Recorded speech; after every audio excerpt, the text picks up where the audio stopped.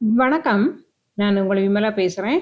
இன்னைக்கு நம்ம பார்க்க போறது என்னது அப்படின்னா, வாக்கியத்தில் அமைத்தல் அல்லது தொடர் அமைத்தல். சொற்கள் குடுத்திருப்பாங்க. அந்த சொற்களை வைத்து சொற்களை வந்து என்ன செய்யணும்? முழுமையான வாக்கியங்களாக மாற்றணும். அதுதான் நம்ம இன்னைக்கு பார்க்க போறோம். கட்டங்களில் உள்ள சொற்களைக் கொண்டு தொடர்கள் உருவாக்குக. கட்டங்கள்ல சொற்கள் குடுத்திருக்கிறாங்க. அந்த சொற்களை வைத்து நம்ம என்ன செய்யணும்? ஒரு தொடர் உருவாக்கணும், அல்லது சொற்றொடர் உருவாக்கணும், அல்லது வாக்கியம் அமைக்கணும். இதுதான் இந்த இதுல குடுத்துருக்கக்கூடியது. ஒரு பகுதியில நேற்று, இன்று, நாளை அப்படின்னு குடுத்திருக்குது. நடுவுல இருக்கிறது எங்கள் ஊரில் மழை பெய்கிறது, பெய்யும், பெய்தது அப்படின்னு குடுத்திருக்குது. இதை வைத்து நம்ம என்ன செய்யணும்? இது காலத்தையும் காட்டுது. என்ன செய்யுது? அத வைத்து காலத்தை காட்டக்கூடிய சொற்களை வைத்து நம்ம என்ன செய்யணும்? இந்த தொடரை முற்று பெற வைக்கணும். நேற்று எங்கள் ஊரில் மழை பெய்தது. நடந்து முடிஞ்சிருச்சு. மழை பெய்தது. இன்று எங்கள் ஊரில் மழை பெய்கிறது. இன்று நடந்துகிட்டு இருக்கக்கூடிய செயல். நிகழ்காலத்துல நடக்கக்கூடியது. நாளை எங்கள் ஊரில் மழை பெய்யும். தெரியாது. எதிர்காலத்துல ஒருவேளை மழை பெய்யலாம். அதுதான். நாளை எங்கள் ஊரில் மழை பெய்யும். அடுத்தது கட்டத்தில் உள்ள சொற்களை கொண்டு தொடர்கள் உருவாக்குக. 2 கட்டத்துல 2 பகுதியிலையும் வார்த்தைகள் கொடுத்திருக்கிறாங்க. அந்த வார்த்தைகளை வைத்து வாக்கியம் என்ன செய்யணும்? உருவாக்கணும். ஒரு பகுதியில மாலையில் பிறருக்கு உதவி, பெரியோரை, நூல் பல, உடற்பயிற்சி, அதிகாலையில் அப்படின்னு கொடுத்திருக்குது. இன்னொரு பகுதியில கற்போம், எழுவோம், விளையாடுவோம், செய்வோம், புரிவோம், வணங்குவோம் அப்படின்னு வார்த்தைகள் கொடுத்திருக்கிறாங்க.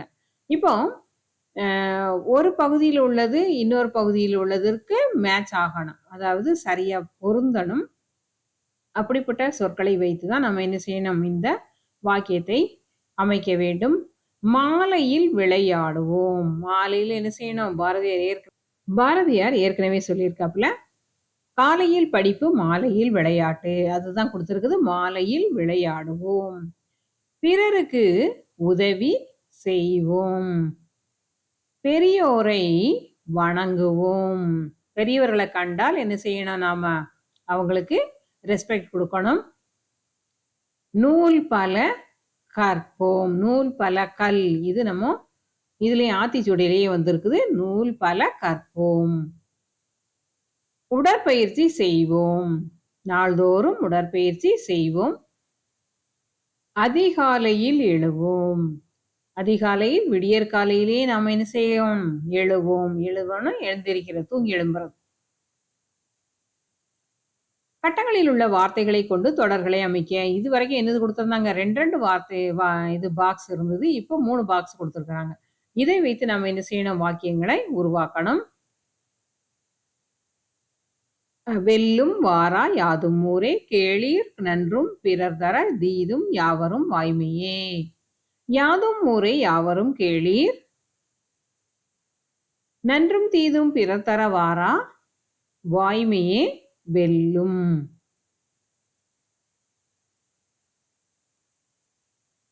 பின்வரும் கட்டங்களில் உள்ள சொற்களை கொண்டு சொற்றொடர்கள் அமைக்க. இதுவும் அதே மாதிரிதான். காலத்தை காட்டக்கூடிய சொற்கள் இருக்குது.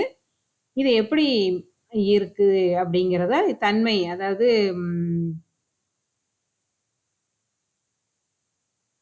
ஆண்பால், பெண்பால் அந்த மாதிரி இருக்கக்கூடியது. அதே மாதிரி தன்மையும் தன்மை முன்னிலை படர்க்கை அந்த மாதிரி சொற்களும் இருக்குது. அதை வைத்து நம்ம என்ன செய்யணும்? இந்த சொற்றொடரை நிறைவு செய்யணும்.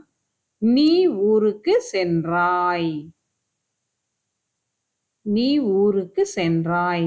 நான் ஊருக்கு சென்றேன். அவன் ஊருக்கு சென்றான். அவள் ஊருக்கு சென்றாள். அவர் ஊருக்கு சென்றார். இதுல அவன் ஊருக்கு சென்றான் அப்படிங்கிறது வரணுங்க. சென்றேன் இல்ல, சென்றான். இந்த இது கிடையாது. இன்னும் வரணும். இங்க சென்றான் வரணும்.